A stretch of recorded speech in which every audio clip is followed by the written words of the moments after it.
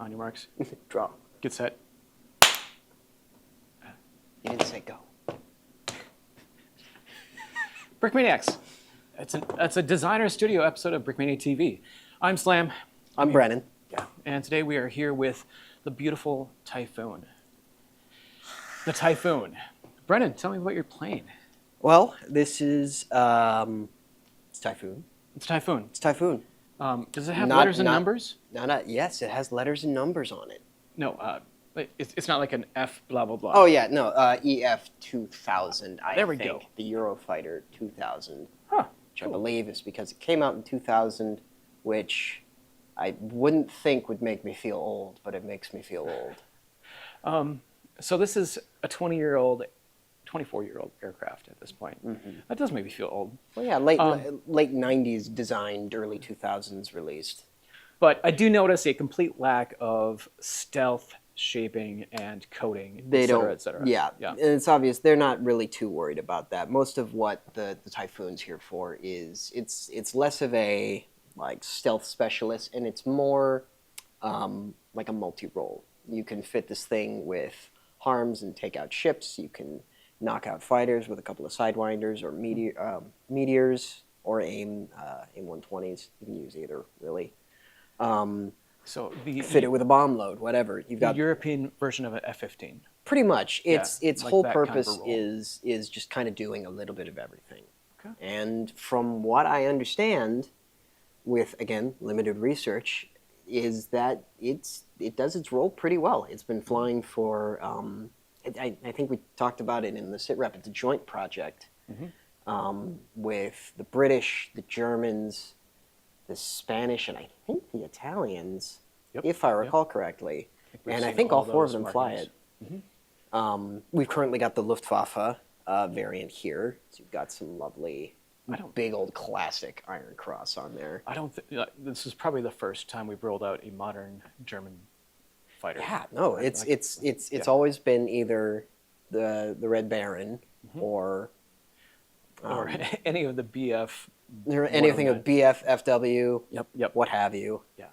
Nothing wrong with that. We've done plenty of Luftwaffe planes, but anything from the modern era, I don't think we've touched it. Yeah, no, not at all. So I was excited to do the markings for this. I think it's cool. Yeah, no, it's got some killer markings on it. Obviously, you've got the lovely Iron Cross with 3052 on there. You've got another one on top, and again on the opposite side on the bottom. Also, since we're down here, remove this for a second. We got some lovely flare dispensers.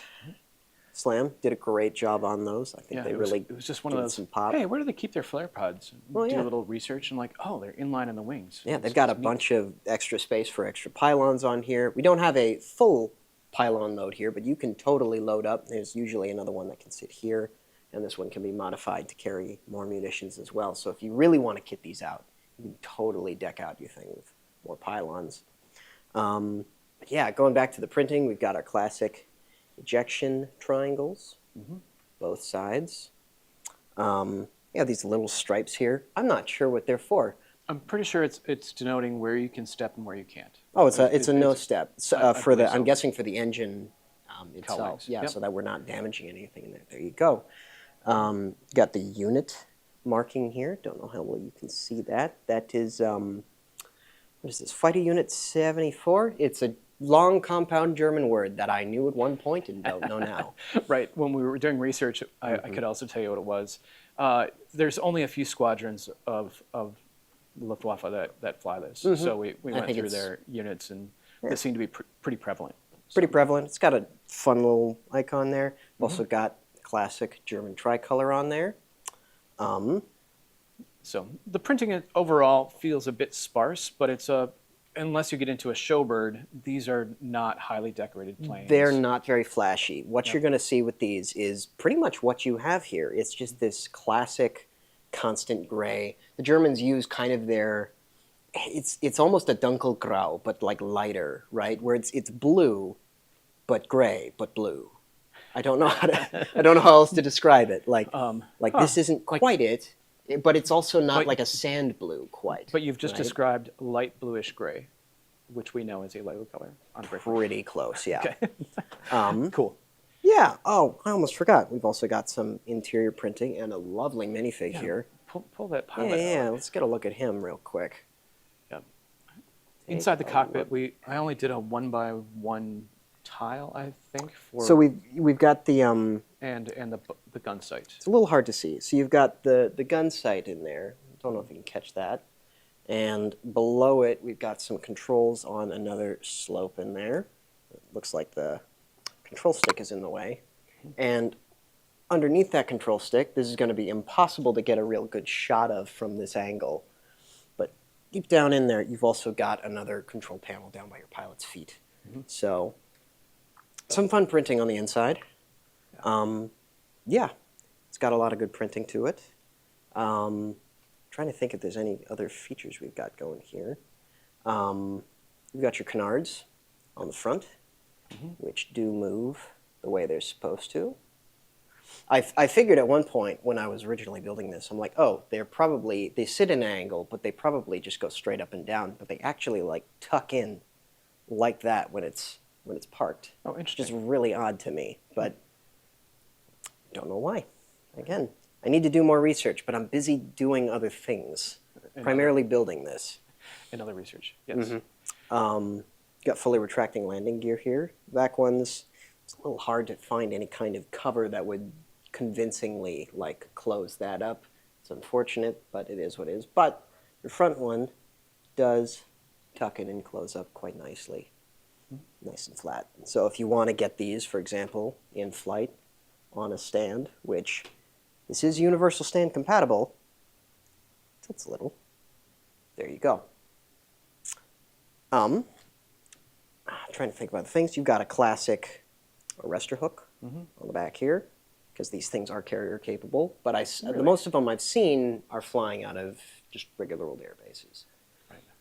But they seem to keep the arrestor hook for, I'm guessing, multi-purpose kind of stuff. There's probably some short runway landings that they might want to be That capable too. of. Yeah. It's less hassle than a drogue chute, I assume. And we've got this fun little air brake as well. Yeah, that's cool. Which you can't open while the canopy's open, but in theory, if you're popping your air brake open, I'm guessing you don't want your canopy like kind of lifting up, else it's going to be smacking into your rudder very, very fast. Yeah. Oh, I almost forgot. We also have it's more minor detail, but this is your Auxiliary APU, auxiliary power unit Right. exhaust. Yes. So you've got that sitting over here as well. See, we'll get around to everything eventually as soon as I remember what I made.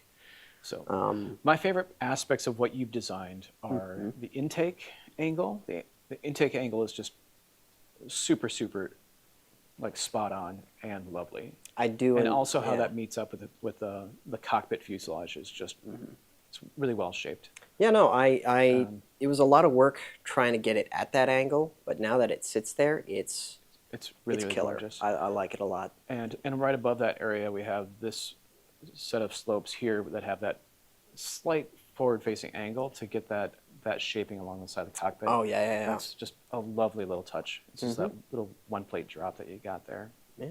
Yeah. It's not even quite a plate. It's like, well, actually, no, it is. I think it sits about a plate higher than it would if we just slapped it on the side of the cockpit and called it good.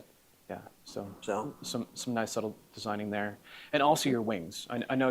I think I watched you build 6 or 7 wing iterations. oh yeah, no, this was Because many people would just go for a 45-degree angle and call it a day, and that's not good enough. it wasn't good enough for me. I was too obsessed with it, and granted, it doesn't close up perfectly, but But it's closed up more than a lot of wing designs that we've seen. oh yeah, no, and it actually takes up a lot less space on the underside. I mean, for most of you who will build with things like this, where you need to build that leading edge, you know if you're trying to meet it against something else, you almost need like that much of the wing out that far just to get the leading edge to continually go there. But if you pinch it out and then kind of bring it back in, you use up a lot less space. Harder to see on here on the underside, and you still have plenty of room for mounting all of your pylons. Yeah. So, yeah, So, that was a big deal for me. Trying really to, well done. I know you spent a trying to lot of make that time on work. that. Yeah. It paid off. It paid off. So it's a certainly lovely paid off. model. It's a absolutely lovely model. It's quite dense. Like picking this up, it's surprisingly heavy. This is absolutely swooshable. You could swoosh this all day, all night, and it is not going anywhere. It's a great build. Yeah, you wanna find the right places to grab it. It's a little, because it's so flat bellied. It's kind of hard to find that classic like kind of grip point for it.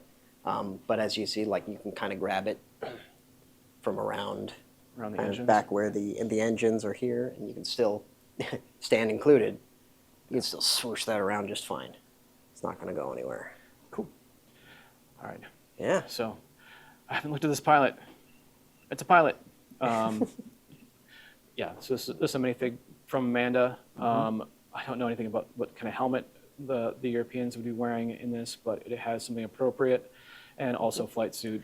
Yeah, that flight suit. We were going back and forth about that flight suit because it's like we've seen some of them in this green, but then they're also in this other green, but then they're also in this green and gray, and then just in gray. We're like, which one is current? We don't know. We don't know.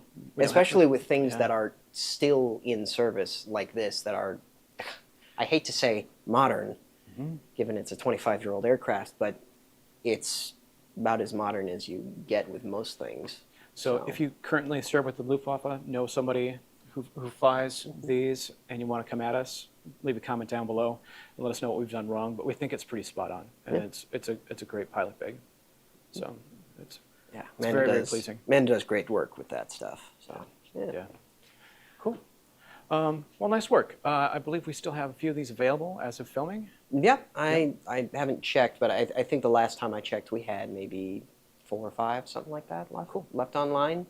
All right, so you still have a chance to add this to your modern fighter collection, and I think it's a worthy build to add to your modern fleet. Well, yeah, and I mean, as far as for something as big as this is, I mean, I think this is a bit bigger than our F-16. It feels bigger, at least in terms of wing area, but that's kind of what you get with a Delta wing.